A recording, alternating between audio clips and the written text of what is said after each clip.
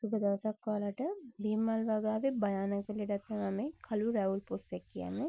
ගොඩක් කට්ටිය කළු පුස්සෙක් කියලා මේකට කියනවා. නමුත් මේ කළු පුස්සක නෙමෙයි. අපි මේකට කියන්නේ රැවුල් පුස්සෙක් කියලා. මේක කෙස්ගස් වගේ රැවුල් වගේ තියෙන්නේ. ඒකයි මේක රැවුල් පුස්සෙක් කියන්නේ. මේක අල්ලපු ගමන් හැමතැනටම ස්ප්‍රෙඩ් වෙනවා සහ මේක වාතාශ්‍රයෙන් පවා හුලඟක් ආව පවා මේක හැමතැනම පැතිරෙනවා. අල්ලන තැන්වල මේ ලෙඩේ එනවා.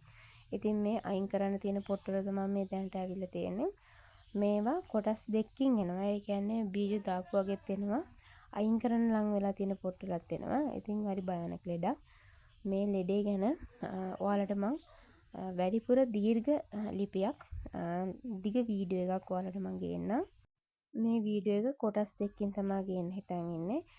පළවෙනි එක තමයි මේක බීජ දාපුවාම සහ බීජ දාන්න කලින් හෝ බීජ දාපුවාම දිලීර දුවන්න කලින් එන රවුල් පුස් එක. ඒ කියන්නේ දෙකම එකම රවුල් පුස් එක.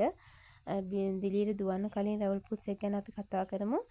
ඊළඟ තමයි මල් ගෘහේ නැත්තම් මල් එන කාමරයට දාපුවාම රවුල් පුස් එක ආපුවාම මොකද කරන්න කියලා කතා කරමු. මේ කොටස් දෙකම කතා කරනවා.